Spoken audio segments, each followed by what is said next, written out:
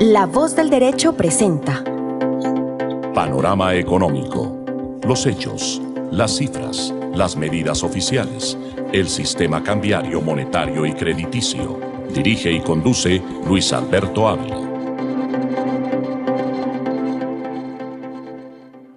Bienvenidos a Panorama Económico con la dirección general del doctor José Gregorio Hernández Galindo. Hoy les acompañaremos Jimena Charri desde Los Ángeles, en California, Alejandro Velandia, Alberto Ávila, en el Control Master, el ingeniero de sonido Luis Daza.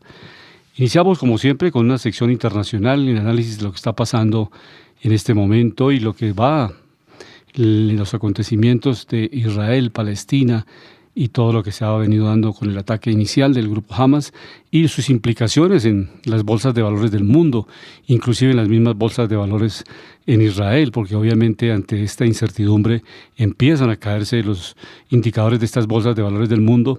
Igualmente, hoy en los Estados Unidos, Wall Street también ha cerrado sus puertas y ha enviado a la gente, los trabajadores de Wall Street a sus casas, porque naturalmente en Nueva York ha habido también manifestaciones, tanto de seguidores del grupo de Palestina, también como seguidores de Israel, protestas que obviamente generan una tensión en Nueva York, y por esa razón han cerrado las oficinas de Wall Street y la gente, repito, está trabajando ya pues de la manera fácil, práctica, es desde las casas que sigan trabajando. Pero esto ha impactado. Igualmente el petróleo tiene una tendencia, para algunos analistas se plantea la posibilidad de que el petróleo suba hasta los $150 el barril. Entonces, en ese análisis de contexto lo que vemos es que naturalmente esa correa de transmisión de la inflación global se está dando a los distintos países, independientemente de que el país sea de izquierda o derecha. Este es un impacto económico mundial que no se puede detener tan fácilmente, en la medida que hay una guerra ya planteada entre Rusia y Ucrania, ahora entre Israel y Palestina, y la persecución al grupo Hamas. Eso ha generado esas tendencias, esa presión internacional a nuevos brotes inflacionarios, porque, repito, algunos analistas de medios internacionales están planteando la posibilidad de que el petróleo pues ya está subiendo, pero con una tendencia de que llegue a los $150 el barril. Esto naturalmente jalona al resto de precios, los derivados del petróleo, y en este incremento de precios naturalmente se presentan brotes inflacionarios que, repito, no obedecen a la decisión de un país particularmente. Un país no puede solo controlar la inflación ante impactos globales, ante estos cisnes negros como tratan algunos investigadores en el mundo. O sea, es algo que no está previsible. Ningún economista, ningún politólogo, ningún abogado, ningún coaching puede decir yo me adelanto y dentro de 5 años o dentro de 2 años va a pasar una guerra. Eso es imposible. Ni tampoco se puede establecer en un modelo econométrico cuántas guerras van a pasar dentro de 6 meses, 2 años o 3 años. Esos son los cisnes negros de la economía global. Alejandro, bienvenido a Panorama Económico.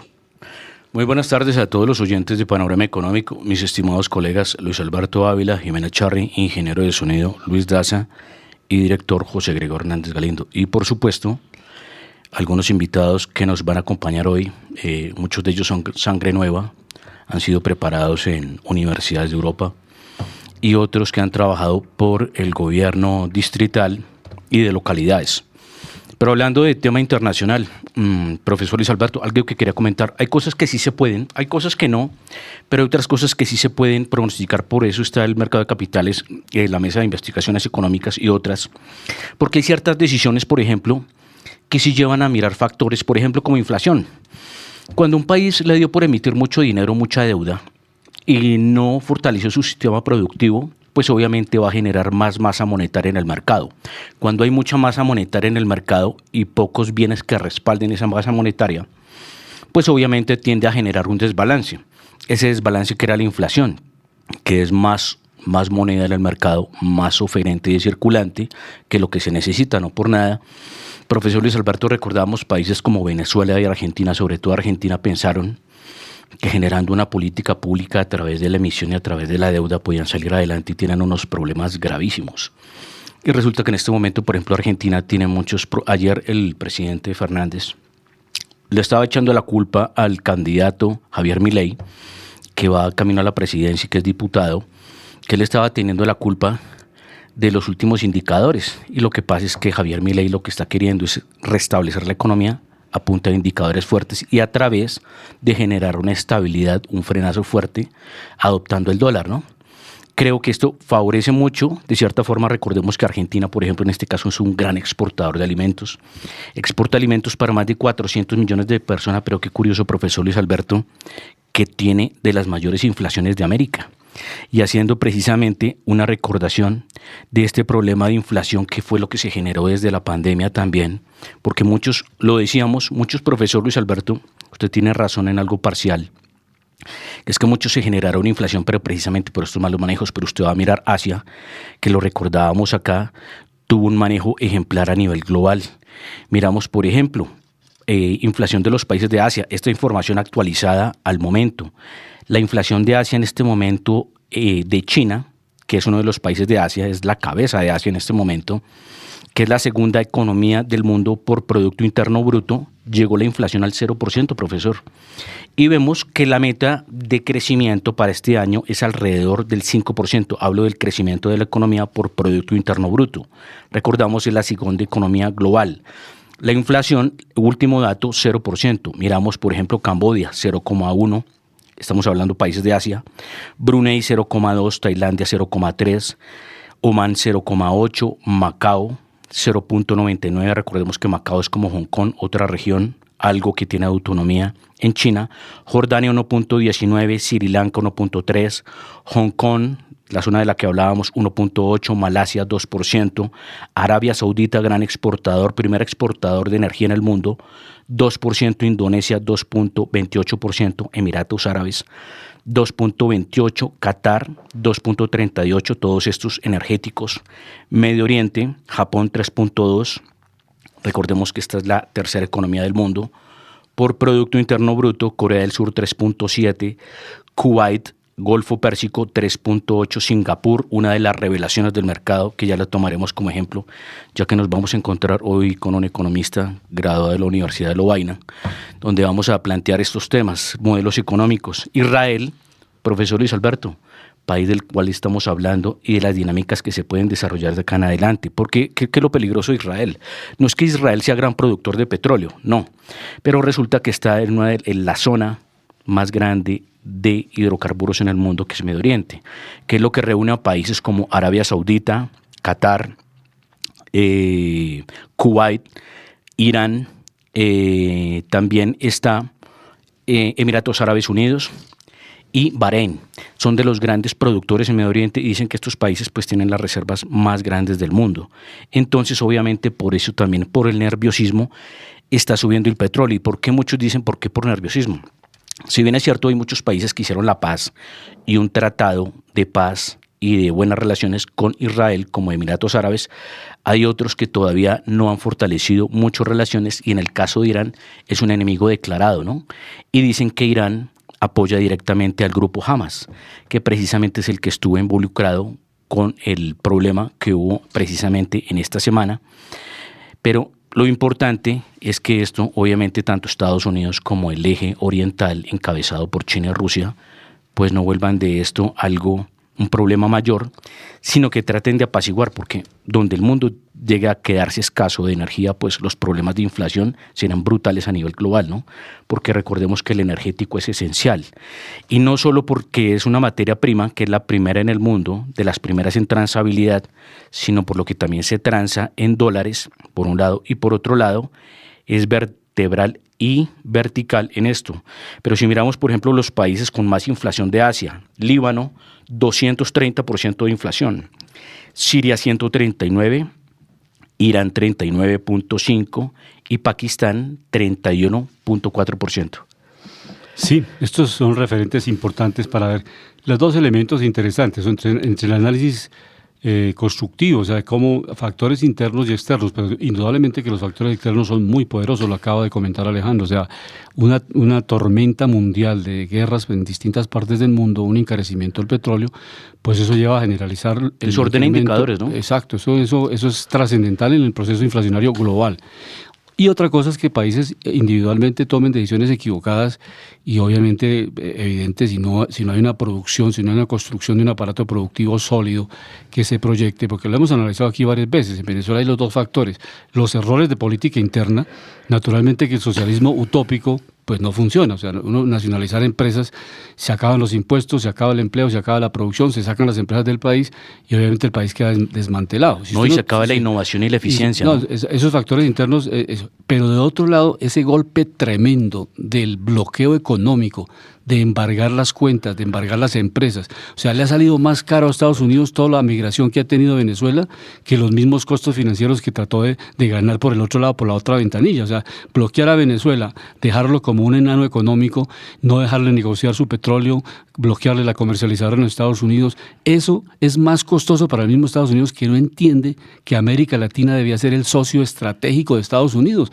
no hundirlo. O sea, es excepcional porque un presidente naturalmente no puede encajar dentro del bloque general ideológico, pero está la riqueza ahí que es inclusive necesaria para Estados Unidos. El petróleo lo necesita Estados Unidos, por eso es que claro que en este momento ya está renegociando petróleo. Entonces sí, que los intereses económicos van adelante. Uno critica el socialismo, parece China tan lindo, cómo son de bonitos. Ellos son Partido Comunista y son socialistas hacia adentro. En lo político. Y comunista, por eso en lo político. Porque en lo económico. Allá fue el presidente Duque y le puso la corona y pues hizo toda la parafernalia de Mao Zedong, pero no va a Venezuela porque Venezuela es pobre. Pero entonces sí ve las diferencias de cómo hacemos también. Venezuela, a nivel personal lo hacemos lo mismo. Pues Venezuela en este momento es rico, ¿no? Hay una persona muy rica, es su vecino, usted lo saluda muy bien, no le cae muy bien, pero dice, es que ese tipo, esa persona en algún momento es el dueño de un gran conglomerado. Pero si hubiera una persona pobre al lado que de pronto es más educada, más decente, pues no la saluda, dice, es que ese tipo no produce nada, ni es ninguna expectativa para mí. Es exactamente lo mismo lo que pasa entre países. De acuerdo. Lo que hay son relaciones comerciales, más no tanto una relación vertebralmente ideológica. ¿Por qué tenemos buenas relaciones con China? Pues están construyendo el Metro de Bogotá, el Regiotrans, tiene negocios en América Latina, está en Brasil, está en Argentina, se metió en Venezuela, se volvieron prestamistas, tienen la mayor deuda con Estados Unidos. Entonces naturalmente es un modelo económico que no lo podemos compartir, pero se respeta tremendamente porque es China, pero que hay que es una tener potencia cuidado. Económica. Sí, pero que hay que tener Sí, cuidado. claro, con él es un imperio como tal. Obviamente, es un imperio. pero es un imperio más feroz y más contraproducente. Más contraproducente, ¿no? Sí. Entonces, precisamente, es interesante decir eso, porque es importante citarlo. Pero, por ejemplo, mirábamos también, profesor Luis Alberto, inflación de países de América. Estados Unidos quedó la inflación estable, sigue en el 3.7%. Sí. Muchos estaban a la expectativa, porque es que la inflación, recordemos que llegó al 2.9, 3%, y empezó otra vez a rebotar al alza, ¿no? Entonces, precisamente, lo que hay que revisar, precisamente Jerome Powell, en la última revisión dejó la tasa en el 5.50%, pero la expectativa es que si recordemos la inflación, 3.7, la actualizada otra vez 3.7, si la inflación llega a mantenerse en ese nivel o llega a subir, inmediatamente la Reserva Federal de los Estados Unidos, en cabeza de Jerome Powell, sube la tasa. Si no, la dejaría estable de acá a final de año, porque lo más importante, recordemos, es controlar esa masa monetaria.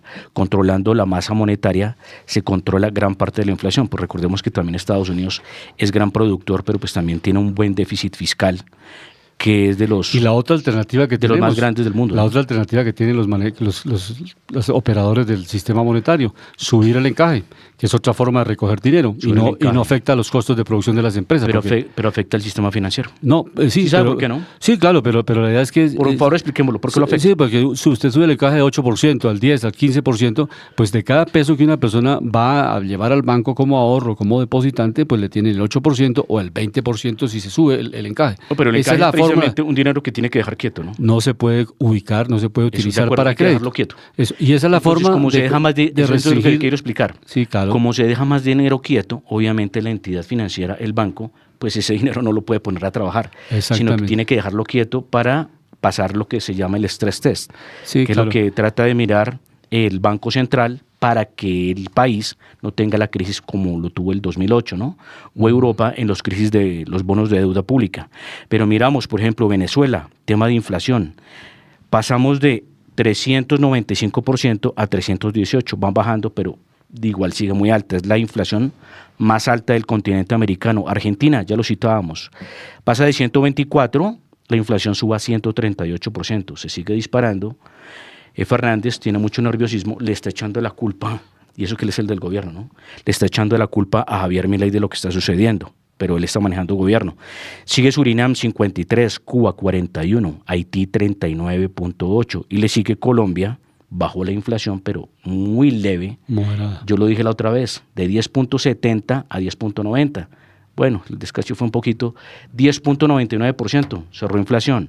Pasamos de 11.43. ¿Bajó de 10.70 a 10.90 o lo contrario?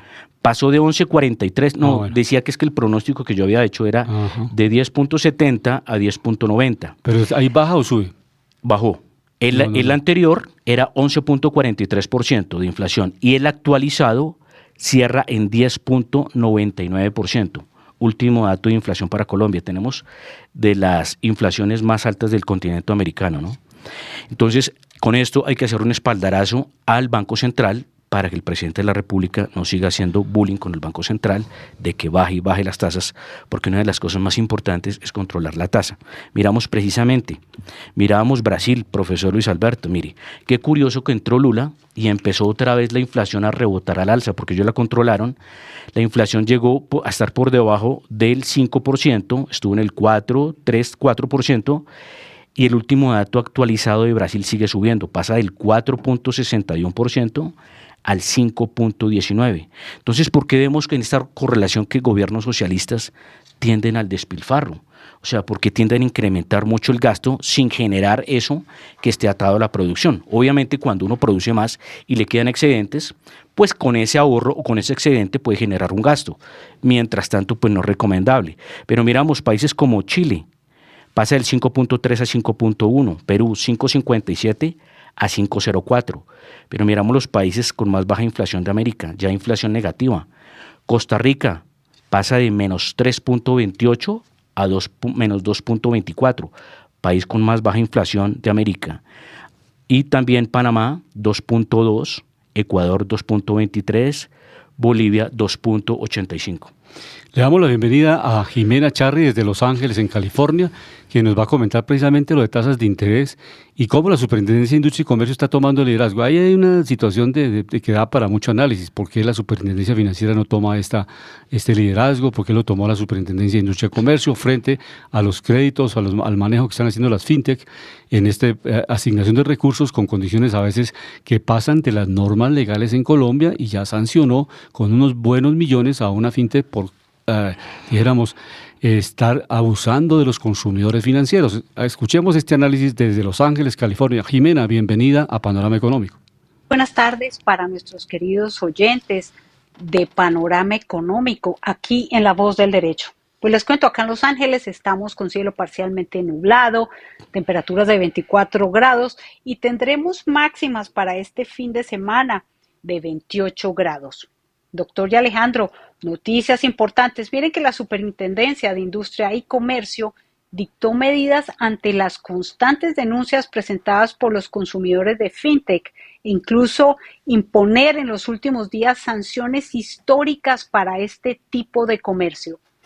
La SIC destacó que tras comprobar el presunto cobro de intereses por encima del límite legal permitido, cobro de valores no adeudados y de conceptos no informados previamente, difusión de la información del crédito del consumidor con sus conocidos, desembolsos de una suma inferior al valor del crédito aprobado, así como la inclusión de cláusulas abusivas, requirió a este tipo de compañías varios requisitos.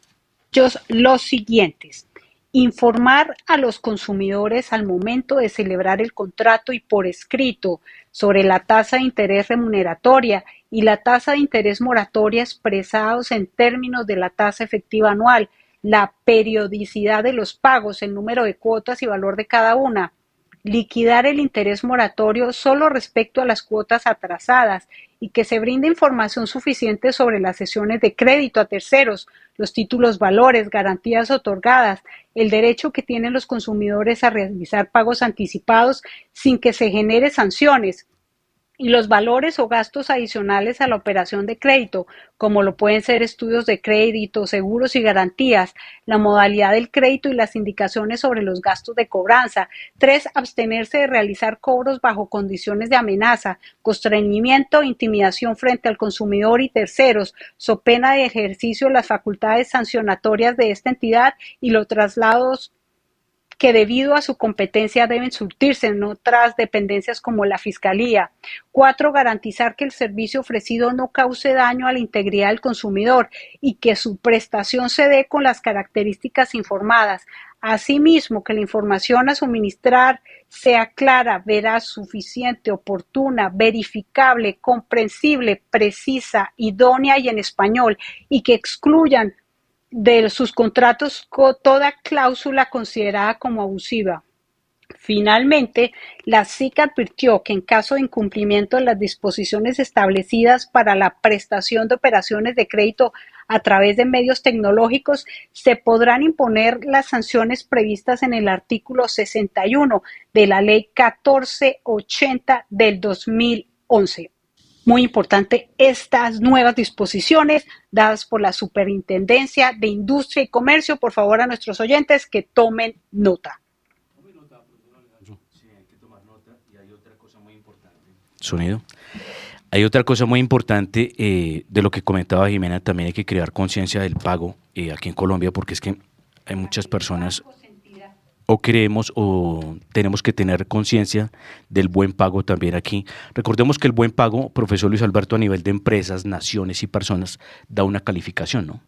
Cuando una persona paga las deudas antes de las fechas de vencimiento, sube la calificación, no solo de la persona, empresa o el mismo Estado de Naciones.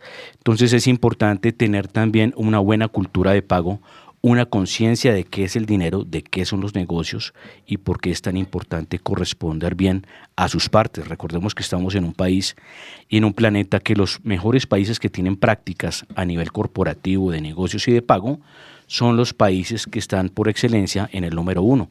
No por nada, pues países de Europa tienen y algunos países de Asia calificación AAA, ¿no? Porque son países muy cumplidos con sus obligaciones. Pero ya les vamos a presentar a unos invitados que trabajan por la ciudad de Bogotá. Comenzamos con Nicolás Penning Barriga, que estudió Economía y Gestión de la Universidad Católica de Lovaina. Estudió Economía y Gestión en la Universidad Católica de Lovaina.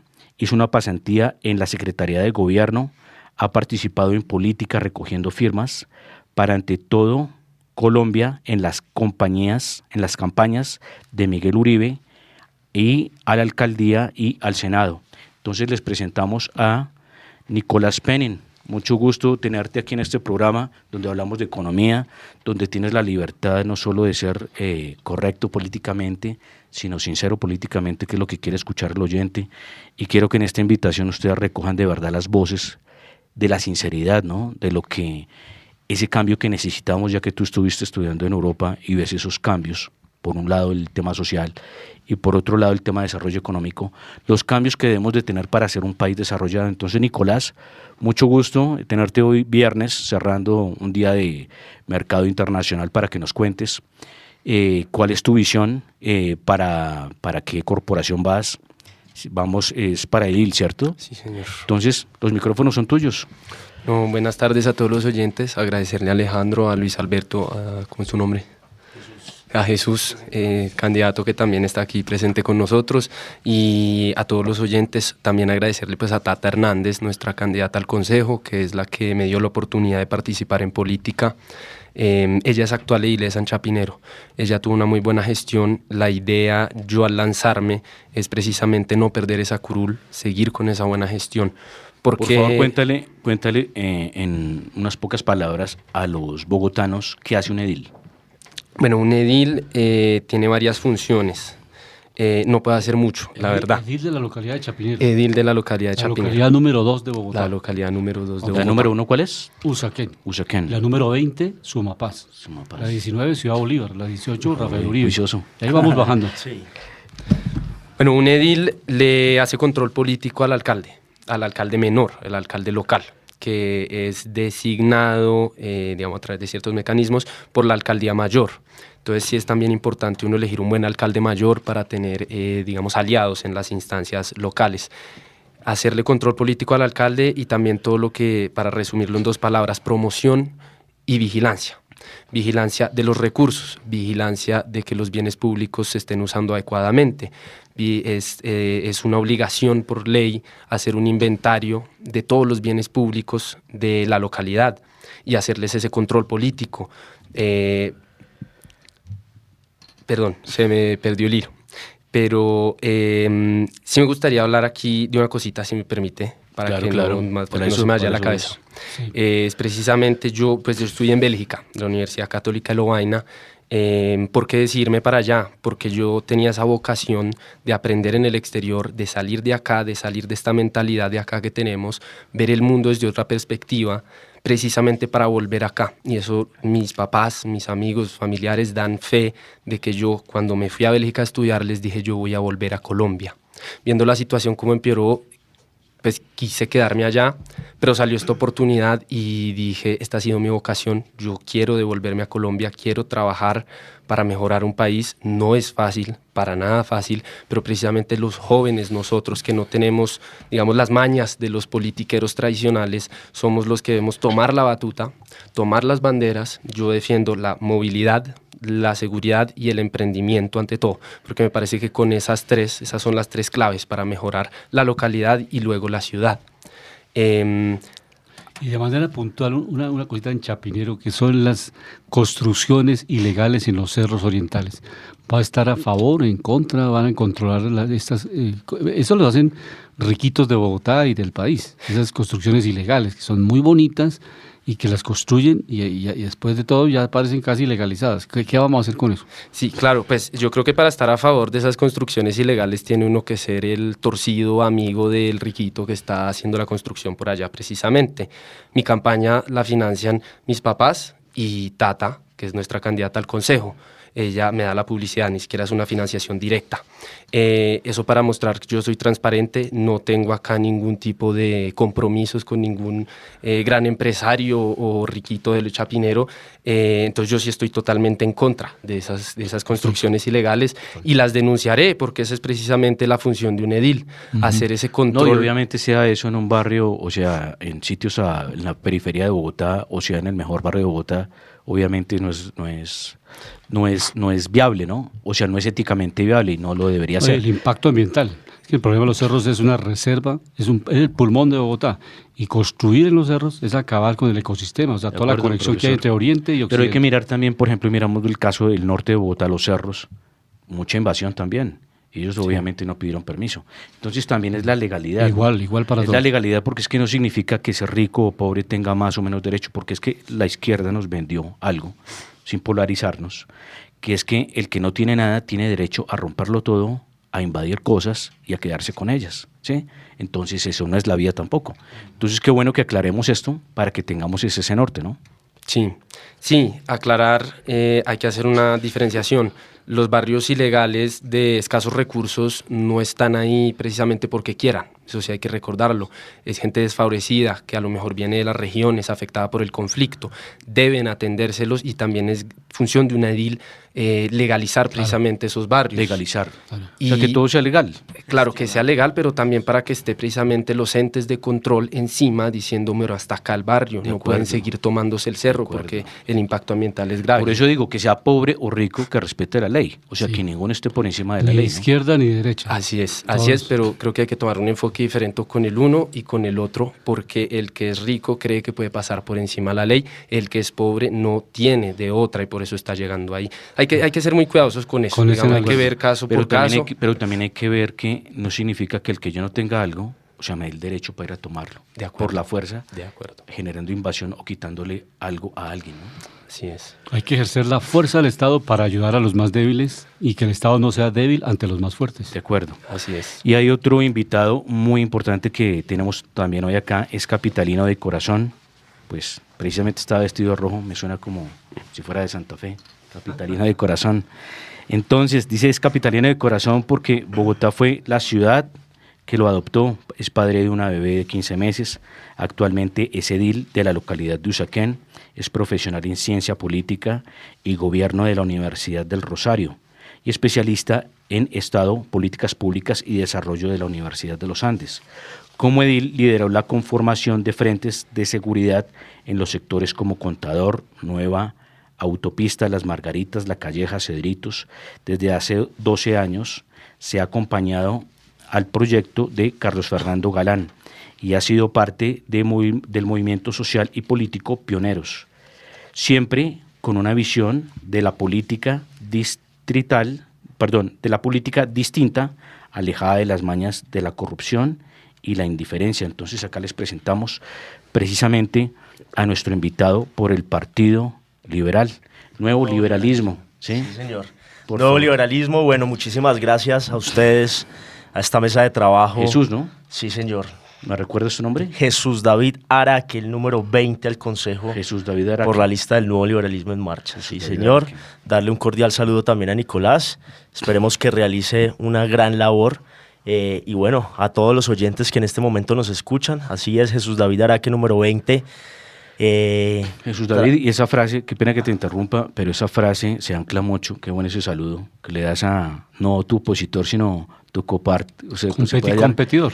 no más que competidor, son personas que están asociadas para trabajar por la ciudad, porque eso es una frase que genera un anclaje. Sí, eso es Felicitaciones por importante O trabajar. sea, no podemos ser enemigos, sino debemos de ser amigos para sacar una ciudad adelante. Yo creo que ahí está la clave. Sin importar la ideología del partido, nosotros tenemos que buscar puntos de encuentro, convergencias. Esa es la única forma de construir ciudad. Sí, Creo sociedad, que ¿no? nosotros como concejales, futuros concejales o futuros ediles, tenemos una misión y es precisamente traer un mensaje de reconciliación, de trabajar por la ciudad. Ustedes ahorita estaban hablando de los cerros orientales y yo creo que la mayoría de esos barrios subnormales también necesitan apoyo, sin lugar a dudas, pero necesitamos Mucho apoyo. un apoyo en el marco normativo. Hay una sentencia de la Corte Constitucional que efectivamente nos da unos lineamientos, unas directrices de cómo trabajar. Y de hecho, fui testigo de la consolidación del Plan de Ordenamiento Territorial y eso fue una de las Para Bogotá. falencias para Bogotá, el POT actual.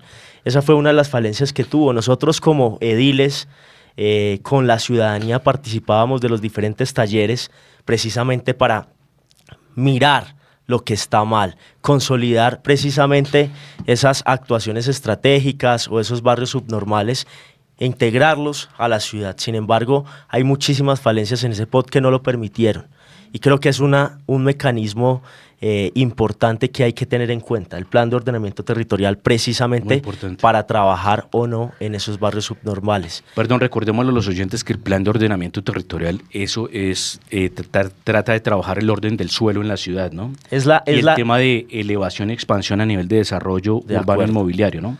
O sea, eso es lo que a veces hace un constructor que le dejen construir 5 pisos, 10 pisos, 20 pisos, de eso se encarga esa reglamentación. De acuerdo. Para que el oyente lo entienda. Y ustedes hablaban ahorita de muchas construcciones que se hacen, sobre todo en el sector de Chapinero y en Usaquén, construcciones que inclusive hacen cerramiento a recursos hídricos tan importantes. Y ahí radica precisamente esos edificios estrato 6 o más, en donde cierran las fuentes hídricas, algo tan importante para nuestra ciudad. Y eso creo que no hay que permitirlo. Esa es una de las funciones de los ediles. Hay que gestionar. Y La que ley se puede también, 1421 es clara. Yo creo, Nicolás, y es algo importante, nosotros como ediles tenemos una labor fundamental. Por un lado, hacer control político, pero por el otro, gestionar. Gestionar con base y en el marco de las problemáticas que tiene la ciudadanía en los territorios. Nosotros ahí, con la alcaldía, por ejemplo, local de Usaquén, las alcaldías locales son las encargadas de devolver el espacio público a la ciudad. Lastimosamente, y eso va a ser una tarea que va a tener que enfrentar, las inspecciones de policía están colapsadas. Hay más de 9.000 casos en cada una de las inspecciones de policía y ellos son los que hacen los cerramientos. Ellos son los que acompañan a la alcaldía, a la policía, para abrir, por ejemplo, cerramientos ilegales que tienen a lo largo y ancho de la ciudad. Eso va a ser una de las apuestas también que vamos a llevar al Consejo, entre otros, porque creo que hay muchísimas problemáticas que desde la JAL, que desde el Consejo tenemos que solucionar. Hay un tema vertical que les quería comentar a los dos. O sea, temas estructurales de Bogotá. Seguridad, ¿sí? Sí. El tema de desarrollo económico, que Bogotá es motor de la nación, toca seguir haciendo que Bogotá, a Fundamental. través de muchas cosas como la movilidad, la seguridad, podamos seguirla desarrollando. Recordemos que Bogotá es el motor de la nación, ¿no? por el Producto Interno Bruto que mueve. Recordemos que está aproximadamente del 25 al 30% del Producto Interno Bruto, ¿no? Y también mirar entonces estos tres temas para que cada uno nos comente cuál es la solución, cómo lo ven con el actual alcalde, con la actual alcaldesa, y cuál ven la solución en el tema de seguridad, Sí. de movilidad, desarrollo económico, y esto contando las empresas públicas de Bogotá. Entonces, si quieres, Nicolás, comienza. Sí, bueno, entonces vayamos tema por tema. El primero, de la movilidad. Al final estos temas son interdependientes. En Chapinero, hace 2 días salió la noticia que se declararon desiertas dos de las licitaciones del Corredor Verde, el tramo que va desde la carrera 26, calle 26 hasta la calle 74 y de la 74 a la 99. Básicamente un poco de Santa Fe y todo Chapinero. ¿Qué pasa ahí? Que la alcaldía está planeando pues reabrir esas licitaciones a final de año para dejarnos pues amarrados con ese proyecto que... O sea, que en pocas palabras quieren dejar los contratos amarrados. Sí. O sea, Sí. la alcaldesa se quiere ya con unos contratos. Sí. Y es preocupante por 2 razones. La primera es que la avenida Caracas está en obras, se vienen más obras por el metro, que es necesario y fundamental, y sí, se congestiona la ciudad, se congestiona la avenida Caracas, pero es necesario hacer esas obras. Lo que no podemos hacer es meter 200 obras al tiempo, y al tiempo que tenemos la Caracas ya en obra congestionada, meter entonces el Corredor Verde por la séptima, quitando ya si conviene o no conviene, porque van a quedar las 2 arterias de Chapinero totalmente congestionadas en obras. Recordemos que en la calle 100, llegando a la séptima, durante la pandemia, toda esa zona, desde la 11 aproximadamente, toda esa zona estaba en obras. ¿Qué pasó con los negocios que estaban ahí por el World Trade Center, entre la 100 y la séptima? Quebraron. Todos quebrados, Claro, todos quebrados. Entonces, ojo, porque la movilidad tiene también un impacto en el desarrollo económico de Bogotá. ¿Control político con esto? Sí, allá se le hizo el control político en el Consejo, se le hizo el control político también en la JAL, pero pues bueno, ahí los negocios quedaron quebrados. ¿Qué nos puedes contestar de esta parte? No, eso es importante. Yo creo que comenzando por el O sea, el corredor control verde de la político séptima, precisamente de esto, de estas y afectaciones. falla muchísimo, ¿saben? El corredor verde de la séptima es un ejemplo de lo que falla respecto a la participación ciudadana. Eso es un proyecto que no tiene participación ciudadana, que desde O sea, nuestro ella toma candidato decisiones de forma unilateral. alcalde, sí. En la mayoría de los casos hay una aparente participación, pero no es más que simplemente llenar unos formalismos básicos, Unos formularios. pero no tienen Unos formularios incidencia. de No tiene Eso en cuenta- pasó con el POT también, pero eso ha pasado con los múltiples proyectos que tenemos en toda la ciudad en tema de movilidad. Pasó con el parqueo pago en vía, pasó con Team Bici, que son proyectos, Team Bici, por ejemplo, es un proyecto positivo, pero hay que reestructurar. Me devuelvo a el corredor verde. Eso es algo que le hemos pedido, de tener esa licitación a la alcaldesa. Sin lugar a dudas, afectaría a toda la población que vive sobre la séptima, especialmente al turismo, a los hoteles, a los restaurantes, a los comerciantes. Pretenden cerrar el sentido norte a sur para vehículos particulares, dejándolo solamente con un transporte público. Y yo creo que aquí debemos garantizar una movilidad para todos. Una movilidad sostenible, pero garantizar que la persona que quiera utilizar su vehículo particular lo pueda hacer, garantizar que la persona que se quiera ir en bicicleta o en transporte público lo haga. Sin lugar a dudas hay que replantear eso. Y Nicolás lo decía. Mira, y hablando de replantear algo, les voy a hacer una pregunta que se va a añadir a servidores públicos, ya que ustedes son la nueva sangre y están comenzando. ¿Ustedes están de acuerdo con que el servidor público debería usar transporte público no privado? Depende de la condición. ¿A dónde voy con la pregunta? Cuando alguien se mete al sector público, la idea es que mire las necesidades pues, de la gente, ¿no? Cuando una persona va en una camioneta con escoltas, pues no va a mirar cómo lo apretan en un Transmilenio, cómo es de complicado coger un zip. A veces no pasa un zip, se queda media hora esperando, 45 minutos, pasan atracadores, bueno, pasan una cantidad de cosas que por eso hacemos un llamado, ya que tú estudiaste en Lovaina. Los países del norte de Europa, lo que son Dinamarca, Suecia, Finlandia, todos estos, muchos de ellos, los servidores públicos, cogen transporte público, por ejemplo. Pero no porque sean pobres, sino que aquí existe una cultura del desarrollo de los servicios públicos. Y como ellos se montan en esos servicios públicos, pues los mejoran mucho. Y como los mejoran mucho, pues son de primera calidad a nivel mundial, ¿no? Yo creo que hay que eliminar esos privilegios para los políticos, sin lugar a dudas. Tenemos una representante en el Congreso, Julia Miranda, dijo fuera esquema de seguridad, y yo creo que ese es el camino. Hay que vivir las problemáticas desde el terreno. ¿Cierto? Y ojo, tenemos una movilidad pésima en este momento, más de 500 frentes de obra. Eso es insostenible, la gente no tiene por dónde moverse y eso afecta no solamente la movilidad, sino la calidad ambiental. Cuando usted tiene un carro parado durante 2 horas en un trancón, afecta la calidad del aire. Y adicional a eso Pero lo no hemos porque la hecho. gente tenga la culpa, No, sino es que por la malla vial las tan condiciones. ineficiente que existe en Bogotá. 27% de atraso en la malla vial de nuestra ciudad. Sí, de acuerdo. Bueno, Eso es hay grandísimo. unos problemas estructurales, o sea, eso sí es histórico. Eso no se Como puede ustedes cambiar. son jóvenes, pues obviamente yo tuve la oportunidad de ser director de planeación Sí. de obras de Bogotá y Rezago. Mire, ahora se necesitaría 9 billones, solamente para hacer el mantenimiento de la malla, 9 billones. Presupuesto 32 billones, aquí quítele la tercera parte y entonces ¿dónde deja la educación? ¿Dónde deja la salud? Hay unos problemas estructurales que tenemos que analizar. Pero vamos a escuchar a Rodrigo Lara Bonilla. La vez pasada en este programa escuchamos a Carlos Galán, porque hay una equidad completa acá para que no tengamos ningún candidato nuestro, sino que la idea es que Y gran parte de la equidad.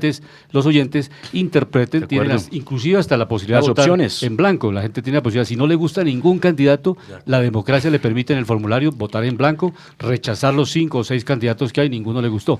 Hoy vamos a escuchar a Rodrigo Lara Bonilla porque él se refiere precisamente a no Transmilenio por la séptima y obviamente a que el carro particular no puede ser golpeado porque es el que está pagando las Los sobretasas, impuestos. los impuestos, todo. Es el que está haciendo los aportes, ¿no? Escuchemos a Rodrigo Lara y después escuchamos a Juan Daniel Oviedo. Enfrentándonos. Miren, yo les puedo dar una garantía a los que nos están viendo. Si ustedes de verdad quieren que no se haga el Transmilenio de la séptima, los invito a que me apoyen. No hablo paja. Con mi acción popular, con una acción popular, yo tumbé el despropósito de Transmilenio de la séptima de Enrique Peñalosa y este también lo voy a tumbar. Pueden tener la certeza. Lo hago porque no quiero que la séptima sea la calle 68 ni la 100. Ya tumbaron el puente de Venecia, ya cerraron desde la 100. Es un caos. Y porque no persigo al que tiene vehículo y moto. Conmigo tendrán la certeza de que a la mafia de los patios, esos que inmovilizan su moto por cualquier razón, los voy a poner en cintura. A la mafia de las fotomultas, que por cualquier razón le ponen una multa y están aliados con politiqueros, los voy a poner en cintura y voy a modificar el pico y placa. Va a haber un espacio de no pico y placa entre las 10 y las 3 de la tarde para que se pueda movilizar tranquilamente.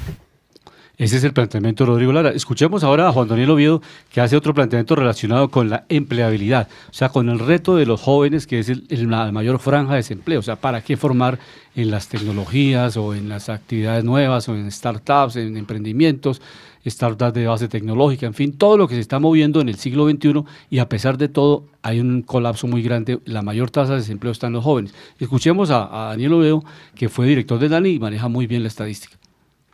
De generación de 287.000 puestos de trabajo, en donde en primer lugar necesitamos generar un sistema de educación postmedia flexible en Bogotá. Dentro del subsistema de formación para trabajo que dejó reglamentado el gobierno anterior, tenemos la posibilidad de que las sillas vacías de las universidades e institutos de formación técnica y tecnológica en Bogotá, por condiciones económicas y por condiciones demográficas, puedan ser ofrecidas, financiadas por el sector, para que 308.000 jóvenes que no han tenido la oportunidad de estudiar ni tampoco de trabajar, tengan la oportunidad de adquirir una competencia específica en un oficio o una habilidad, para que este ecosistema de oficios y habilidades de Bogotá, que fortalece las estrategias de ampliación de cobertura de la formación técnica, tecnológica y universitaria con los programas jóvenes a la U, todos a la U, entre a un sistema distrital de empleo que permita que Bogotá pueda ser competitiva a partir de su capacidad de resolver el desempleo profesional. Los empresarios se quejan de que no encuentran las competencias que verdaderamente requieren en Bogotá y eso es lo más costoso que puede suceder en una ciudad que todavía tiene que generar más de 287.000 nuevos puestos de trabajo. Esto tiene que estar acompañado de ese entorno de emprendimiento que pude describir en la respuesta a la primera pregunta que se hizo, y en particular necesitamos que todo eso se dialogue de forma concreta entre el sector privado, la academia, la sociedad civil y la administración distrital, en un diálogo horizontal que genere propuestas concretas y sobre todo que resuelva los problemas económicos en materia de competitividad de Bogotá. Mire, ¿cómo logramos, para usted que va a ser candidato, o que es candidato y que ojalá sea edil de Chapinero? Yo vivo en la localidad de Chapinero hace 35 años, entonces la conozco muy bien, fui candidato a la alcaldía de Chapinero hace como 25 años, y competimos esa vez con Angélica, que aquí es actualmente senadora, la esposa de la alcaldesa, Angélica Lozano. Entonces, recordamos bien, Chapinero tiene unas cosas tan sencillas de realizar porque no se requiere ni mucha plata, es una localidad sucia, y para eso no necesita millones de pesos. Es una localidad llena de grafitis y es una localidad con una contaminación auditiva tremenda. O sea, si hay un alcalde que tenga un mínimo de nociones, que todos los establecimientos no pueden tener música de la que sea, a todo volumen, porque eso lo que genera es más congestión y posibilidades de atraco, porque la gente no oye ni qué está pasando ni nada. Y lo sucio de la ciudad, o sea, hay problemas ahí con las empresas que hacen la recolección de aseo, que no están cumpliendo. Además, el contrato estuvo como difícil, o sea, trataron de hacerle un gol a la alcaldía, ustedes lo conocen como diles, que decían que el andén no era un área pública y entonces no barrían, y todos los andenes de Bogotá están llenos de basura. Entonces esa parte no es ni izquierda ni derecha, si la alcaldesa pudo o no pudo. Ella reconoce que no ha podido, en algunos frentes le ha quedado grande ciertas cosas. O sea, la seguridad de la alcaldesa, cuando era candidata, dijo que ella iba a ser la jefe de la policía de Bogotá, y después dijo, no, el jefe es el presidente de la República, el ministro de Defensa, entonces yo no puedo manejar la seguridad muy bien en Bogotá. Capacitamos a 1.500 policías, y después se lo llevaron para otras partes del país, pero entonces eso es como uno lavarse las manos. Mire, el problema es de Bogotá, pero yo no pude. Entonces usted, como edil de Chapinero, ¿cómo nos ayuda en eso? Lo auditivo, lo visual y lo ambiental. O sea, una localidad limpia, es que eso es lo mínimo. Bañarse uno todos los días, eso es lo mínimo que puede hacer la ciudad y los seres humanos. Perdón, hay algo que yo quería hacer una interpelación o una agrupación de ideas. No sé si ustedes saben cuál es el presupuesto de Medellín. Presupuesto de Medellín, no sé si estoy mal, es alrededor de 7 billones de pesos. ¿Sí? No sé si me corrigen. El de Bogotá está alrededor de 31 billones. Yo digo, ¿cómo es que Bogotá, por ejemplo, hablábamos de las empresas públicas de Bogotá? Las empresas públicas de Bogotá, ¿qué es lo que hacen? Generar una caja para el distrito, ¿sí? Eso es lo que hay que cuidar. Por otro lado, nosotros tributamos mucho también como ciudad. ¿Cómo es el hecho, hablando desde, como estamos hablando con dos economistas también, ¿no? Politólogo y economista, ¿cómo es que se recoge mucho dinero pero no hay eficiencia en generar dinero y generar sostenibilidad a través del ingreso? ¿Sí? O sea, porque estamos muchas veces en déficit porque hacemos obras que no son muy buenas. Por ejemplo, hablando de movilidad, hay mucho debate con el tema del metro, que por qué no conecta a la ciudad por la entrada sur y por la entrada norte, ¿sí? Para que le sirva a las poblaciones que también quedan afuera, sino que sea un metro en primera línea que sea inconcluso, ¿sí? A quiénes le va a servir, a cuánto le va a servir, y que es una línea que no se termina. Pero ¿por qué tenemos aquí esa ideología política en Bogotá de hacer obras pensando en arreglar el problema de ahora y no pensar en la solución del futuro? Por ejemplo, miramos China, ya que estamos haciendo un metro con los chinos, ¿por qué no hacemos un metro de alta velocidad? ¿Sí? ¿Por qué no hacemos un tren de conectividad hacia las regiones, hacia los pueblos aledaños, que era 5 proyectos que tenía parados el presidente Gustavo Petro, ¿no? Entonces decían que él quería atar esto, que si llegaba un candidato de su partido o afiliado a él, que él destrababa estos 5, que era la PETAR, bueno, ustedes yo creo que se lo saben de memoria, que es el tren de cercanías y muchos otros que él tiene parados. Entonces, ¿por qué afectar a la ciudad y por qué también la nación no se mete la mano al bolsillo como le pasó con Medellín haciendo el metro y lo ayuda, ¿no? ¿Qué piensa Nicolás sobre esto? Que seguimos con el tema de movilidad. Bueno, hay varios temas de ciudad también que le voy a dejar que lo responda a Jesús, que es el candidato al consejo. Voy a concentrar más bien en estos temas aquí en la localidad de Chapinero. Yo sí le puedo explicar por qué hay obras que se empiezan y no se terminan, y es explicando un poco también la dinámica de cómo funciona la corrupción, entre comillas, porque no es corrupción descarada de frente como tal, pero el contratista, que es el que coge el contrato, el que se encarga de hacer la obra, abre 10 frentes. Y tiene a 3 obreros trabajando en un solo frente, los otros 10 abiertos. Con esos 10 frentes abiertos, él ya facturó por eso, empieza a trabajar en el primer frente, quedan esos 10 frentes allá abiertos, la ciudad colapsada, las rutas cerradas, nada funciona. ¿Qué pasa luego? Sobrecostos, se pierde tiempo, por así decirlo, Y claro, entonces las obras que se supone van a durar 2 años terminan durando 4 con sobrecostos hasta el 100%. Sí, cosa que pasa comúnmente en Colombia. O sea, ¿cómo cortar esto? Sí, eso es un problema estructural, no es de acá de Bogotá precisamente. Ya es de la nación. Es de la nación, pero somos nosotros desde la base de la sociedad, digamos, que tenemos que hacer esos cambios. Nosotros, la comunidad, el edil no es más que el representante de la comunidad en su localidad, hasta en su barrio, diría. Sí. Él es el que tiene que hacer esa veeduría, ese control a través de derechos de petición, estando constantemente pidiendo la información a los contratistas, estando encima a los funcionarios del IDU, pidiendo explicaciones por qué hay estos sobrecostos, por qué tuvo que alargarse la obra, por qué se abrió este frente si no hay nadie trabajando. Y eso toca estar, pues la mayoría, casi todos los días, pasando, recorriendo la localidad, viendo cómo es que están haciendo las obras. Que hay 10 frentes de trabajo, pero hay 3, 4 obreros en cada frente. Bueno, eso está funcionando, ya la explicación es otra. Pero lo que pasa en Bogotá, en toda Bogotá, y sobre todo en Chapinero, es que se abren 10 frentes y solo se trabaja en uno. Entonces, se pagan los impuestos de valorización por esa obra, para que la obra dure 2 años más de lo previsto, sobre costos del 100%, y al final haya que pagar más impuestos de valorización, que terminan siendo, pues... O sea, es un sistema de enlace de corrupción, ¿no? Sí. O sea, es como la creación del sistema. Un círculo perverso. Comente sobre el tema. No, eso es importante analizarlo. De hecho, he estado al frente de la mayoría de las obras que tiene esta ciudad, la mayoría paradas o ni siquiera han iniciado. Yo hice que se hiciera una caducidad frente a uno de los contratos que teníamos en la localidad, el puente de la carrera 9ª con calle 112. Y lo que dice es totalmente cierto. Entre el contratista y la interventoría, tirándose la pelota, no avanza la obra y los más perjudicados son los ciudadanos.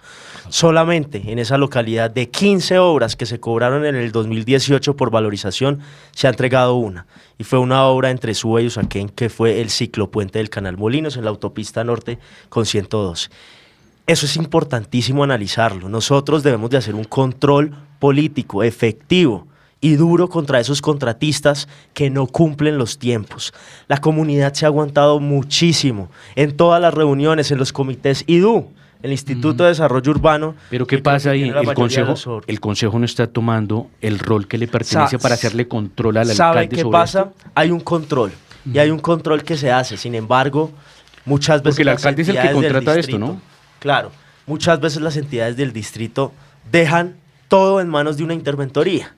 Y la interventoría no hace nada para que avance la obra. ¿Por qué? Porque, entre otras, a las interventorías se les paga por el tiempo de la obra. Entonces, quieren que les conviene. Y duren. Ese es un tema totalmente ya hay un importante vicio que hay que analizar.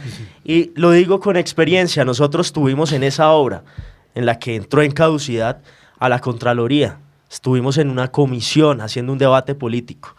Y muchas entidades o los entes de control, es que no podemos entrar hasta que finalice el tiempo de contratación. Y ahí se queda.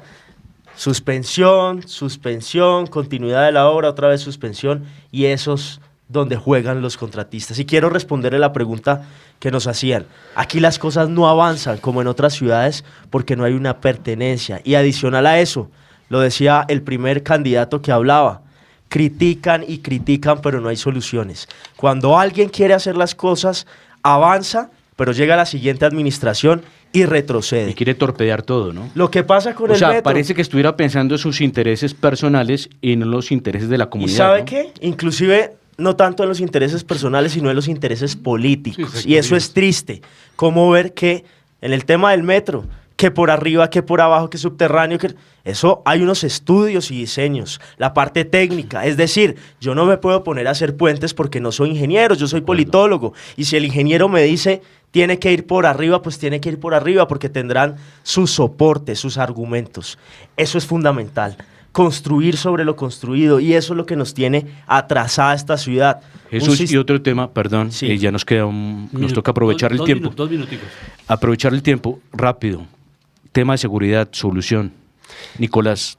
De la mano de la comunidad, pedirle resultados a la policía. gestionar la creación y la promoción de frentes de seguridad, porque tiene que ser la comunidad, con lo dijo Jesús, que tome en sus manos la seguridad de su barrio, porque no podemos nosotros pretender que un edil solucione el problema de seguridad en 50 barrios, tenemos que tomarlo comunidad uno por uno. Segundo, las cámaras, no hace falta traer más, bueno, sí hace falta, pero con las que ya hay en Chapinero es suficiente, conectar los circuitos cerrados de televisión con la central unificada de mando policía para mejorar el tiempo de respuesta, permitir tener más pruebas y que la comunidad también esté involucrada cada vez más con las instituciones. Pero no hay que mejorar lo jurídico porque dicen que cogen los ladrones pero los sueltan ahí mismo. Ese no es un tema del edil. Yo no puedo como tal cambiar las leyes. Eso ya es un congresista o ya hasta que vas para el consejo. Usted me dirá. No, completamente de acuerdo. Yo creo que eso es un tema que inclusive toca el Congreso de la República con la reforma a la justicia que o sea que el llamado precisamente, por por eso hacemos las preguntas, porque entonces el llamado de nosotros este problema, ¿para quién es? Sí podemos reducir la criminalidad claramente, podemos hacer gestiones. Hay más de 20.000 robos en lo corrido del primer semestre de este año en comparación con el pasado. ¿Eso qué quiere decir? Más de 400 hurtos. Nosotros podemos reducir la criminalidad, pero hay temas como el tema de la justicia que debe tener unas reformas claras, unas reformas amplias para mejorar ese tema. El policía hace su labor y lo hemos visto en los barrios. El policía va a capturar al delincuente, pero se demora todo un día. Allá en la URI, allá en Palo Quemado, entregando al criminal, muchas veces al mismo policía les toca que ponerle la comida de su bolsillo, pierden el turno, pierden todo el día y al otro día la justicia lo suelta. Nosotros pretendemos cambiar esas cifras. Sí se puede gestionar muchísimas cosas desde la prevención. Podemos seguir trabajando, fortalecer los frentes de seguridad, mejorando esos mecanismos de tejido social. Y eso es clave, porque se ha demostrado que en los barrios donde hay frentes de seguridad, solamente por poner el letrero de este predio está protegido por un frente de seguridad, ahí la criminalidad no llega. Y adicional a eso, todo el mundo habla de frentes de seguridad, la alcaldesa, pero no hay un apoyo directo, no hay un presupuesto, no tienen cámaras, no tienen alarmas, buscan es que la comunidad saque de su bolsillo para hacerlo, y lo hacen, ¿sabe? Porque ha funcionado.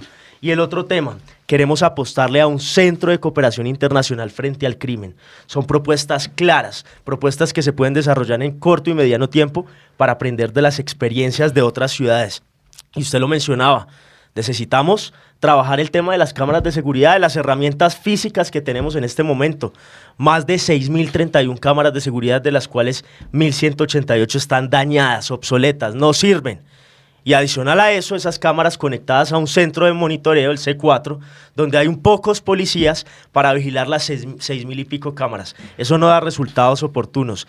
Y sistemas como el de reconocimiento facial que hay en otras ciudades y que en Medellín están funcionando, nos van a servir para reducir la criminalidad en esta ciudad. Eso ya, sí, para allá al final, últimas palabras. ¿Por qué votar por Nicolás Penning, edil Chapinero?